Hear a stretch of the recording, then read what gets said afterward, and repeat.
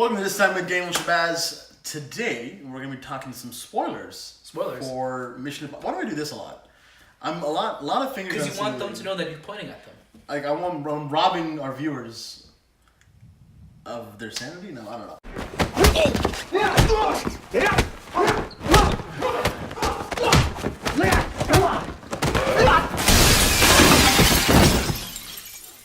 Anyway, so we're talking about Mission Impossible Fallout again, but this time we're going to go deep into the film and let you know some more spoilery plot points. This is our first spoiler talk ever. Do you want to start off? Don't ever point at me again. I'm so sorry. I'm robbing Put you those too. away. Oh, God. So Mission Impossible Fallout literally gives me Infinity War PTSD flashbacks. Because it literally starts with a dream sequence of Ethan and Julia getting married, and then it turns out that the person marrying them is no other than his arch nemesis, Solomon Lane. Solomon Lane from Rogue Nation. Rogue Nation. So as soon as that happens, a bomb goes off, and then they turn to dust. Like Thanos snapped his finger, and they Spoiler disappear. for Infinity War as well. Oh my gosh! But if you haven't seen that, what's wrong with you? How dare you? Watch your channel. Yeah. So that happens.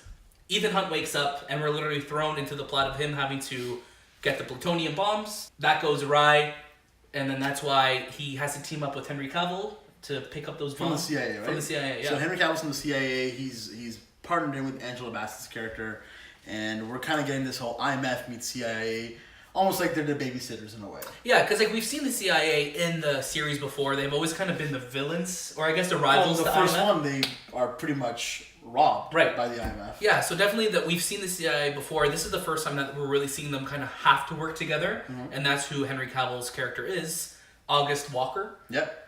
Pretty badass name. With a fantastic mustache. Fantastic mustache. So they're teaming up, and this movie literally throws you into probably what we thought was going to be the biggest stunt of the movie. The Halo jump. The Halo jump.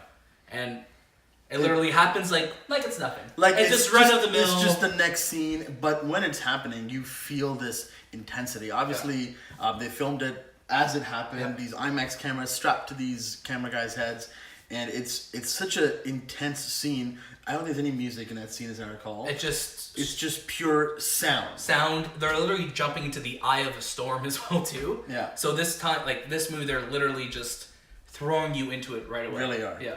There's a lot of sequences in this movie that there's no music, I found. Yeah. Where this relies kind of on the action sounds that are the beats of literally the bodies being pummeled. Yeah. Is really what makes a sound. So now we're cutting into this whole. We're cutting into this this nightclub scene now, and it's probably one of my favorite sequences in the movie because we're thrown into this bathroom fight scene. You might have seen from the trailer. I don't know why he's Spider-Man. He's Spider-Man and Superman at the same time. Lie. So we're the arm pump. The arm pump. That's what we're calling it. We're thrown into this scene, and this scene literally reminded me of something from The Raid. If you remember those movies, the Indonesian films. Yeah. Yeah. Great fight sequence. It's so real and you feel it. You literally feel it, and I think this whole sequence probably takes about, I guess, from the Halo jump to the club scene to the bathroom scene to that private meeting. This is all literally one event that's happening. Yeah. That takes literally place from 20,000 feet. Sorry, 20 feet. They're just a little higher. Fall down. And it's just crazy how the scene changes in this movie, but it all flows naturally. Yeah. And that bathroom sequence, though, phenomenal sequence. They went to the bathroom in this movie, and some people didn't come out alive. Yeah, well, that's how it happens when you go to the bathroom. Yeah, but also in the bathroom sequence, this is where we see the return of Ilsa. Ilsa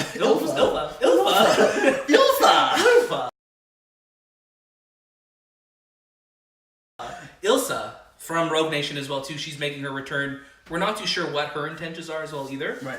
But she's always been a bit of a wild card. Yeah. So she's teaming back up with them, and movie it doesn't stop. It literally just keeps going into the next plot. We then meet our next character, who's the Black Widow, or White Widow. White Widow, sorry. And she's actually a connection to the first Mission Impossible film as Max, the British, I guess, whatever she was in that film, the broker in that one. She's a daughter, and it's not, I guess, it's heavily implied in her initial statement, and then after that, it's not really brought up again. Right. But now we're kind of getting to the point of like, okay, Solomon Lane being traded for these nuclear weapons. And how's that going to go down? Well, that's where Mission Impossible's characters come into play here really, really well. And literally just, so we're getting those kind of brief moments of hey, this is what we need to know Yeah. to keep the movie going forward. Literally, as soon as we find out that Ethan has to trade or get Solomon and turn him in for the bombs, goes into the next crazy Oh my goodness. action sequence that is, like I said to you, kind of feels straight out of Dark Knight Yeah. in terms of them trying to break into a SWAT cars and things like that. It's a very long sequence too. Yeah. But it's not drawn out in any way. No, it's it's just just- this perfect length of action. And again, Tom Cruise doing his own stunts, Yeah. craziness, absolutely craziness. This is the first movie in a long time that the audience applauded after not even just the movie being done, but There were three times they applauded. 3 times that they applauded where Ethan got out of situation or a giant set piece just happened and the audience literally just started Yeah. applauding. It was crazy. It got goosebumps. Very doing much so. that. And then we're taken right into the, I guess, we're getting close to the climax of the movie now, Yep. where we're getting the big twist. Yeah. And it turns out that August Walker's character is actually You could never trust a person with a mustache. never John Lark. And it turns out that he was the one that was really supposed to be at the meeting and so on and so forth, Yeah. getting all the plutonium. While also trying to throw Ethan under the bus and giving false info to the CIA as well too. Right. So I know it kind of sounds like it's a complicated plot, but the way it's revealed to you in the movie, it's They explain it really well. very simple. Yeah. It's very, very simple. Yeah. So from that point on, now it becomes this cat and mouse game of Tom Cruise's character Ethan Hunt hunting down August Walker, Yeah. and we're taken to Kashmir, on the border of Pakistan and India, Yeah. and it's just this now finale scene of. It was probably the most adrenaline rush scene of the helicopter chase, Yeah. the bomb finding, Also, like to have Michelle Monaghan's character come back there, show up out of nowhere. shows up out of nowhere after Walker, I guess, threatens Ethan, saying, "Hey, I'm her guardian angel right now. So if you don't want anything to happen to her, then you got to not chase me right now." On my second viewing of this film, Yeah. I understood why she was there. Right. And the first thing I was like, oh, that's kind of random. Yeah. But the second viewing, it totally makes sense. Yeah, so like, because basically she is a doctor and she's kind of, I guess without borders, she's kind of going to different countries to help out, and her presence in Kashmir is because of Walker kind of setting her up to help the smallpox That they outbreak did, that they did as well too. So they really do kind of tie up all of their loose ends in that way. Mm-hmm. And yeah, the helicopter sequence in this movie, we see it a lot. We saw it teased a lot throughout the marketing of this movie. So seeing It goes Tom down. Cruise fly that helicopter and In beautiful IMAX. oh my god, like that sequence alone is worth the price of admission Yeah. in this movie.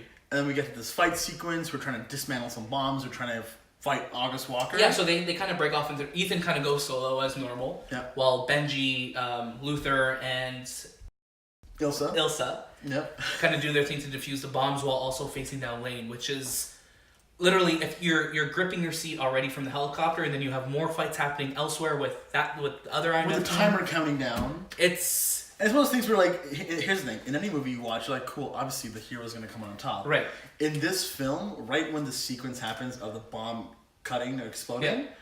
I definitely thought they'd all die. Because it cuts to an angle Yep. that makes it look like the bomb went off. Yep. And then it's just They the sunrise. played that sunrise off So well. good, because literally everyone in our theater gasped, thinking he didn't save the day. And then just in his mouth. And then Like just little- just little so stone, nonchalantly, just little walkie-talkie part that he needs to get out. Yeah. He's just there like, I just saved the day. He did- spit it out, right? He did spit it out. He made that sound too. See here. And then was right before that we had the death of August Walker, which was really intense. Like this Yeah. little hook, Yeah. just the sound that it made. Yeah, it did. Maybe we missed that part. We did the sound effects for this movie, if We you guys did. didn't know. Yeah, so he dies horrifically. And you would think it would cut away, but it didn't. No, You see him get pulled down by this hook, slam into the rocks, and then get washed away by the sea. all the fire, I guess. And the fire. And In the the flames. fire, in the Yeah. fire. No sea there at all. No. Just fire. But that, yeah. So that's kind of like our spoiler talk about it and how much we really enjoyed this movie. Like it's still right now, I think my number one film this year. I think it's easy to say this is number one for me as well. But I guess now that we've kind of spoiled everything, I know we were talking about the bathroom sequence. Was there any right. other sequence in this movie that just blew you away? So Halo, bathroom, Yeah. and that helicopter. Those are the three. Actually, even the bike chase as well. Bike chase, yeah, with So, him. I think from the beginning of this movie to the end of this movie. Yeah, that's probably about right for me too. I also love just kind of a simple one as well. Just Tom running through London on the rooftops. Where he breaks his actual foot. Right, and then it just ends with that swooping shots of him, like with the city landscape behind him, and he shot that after already had breaking his foot as well too. Yeah. So it's just This movie's a roller coaster. So if you haven't seen it already, or if you're just listening to our takes on it, watch it. Go watch it again. It's worth a couple of views. Like, I think we're gonna go for a third or fourth. Yeah, we've both seen it twice already. We're probably gonna go for a third and fourth, and probably ninth. Who knows? We skipped the fifth to the second. Yeah. All right. Well, thank you guys for watching us. Thank you. That was this time. We'll see you next. We keep the pointing going. Yeah. You think? It was great. Yeah. Let's do it again. I hate it.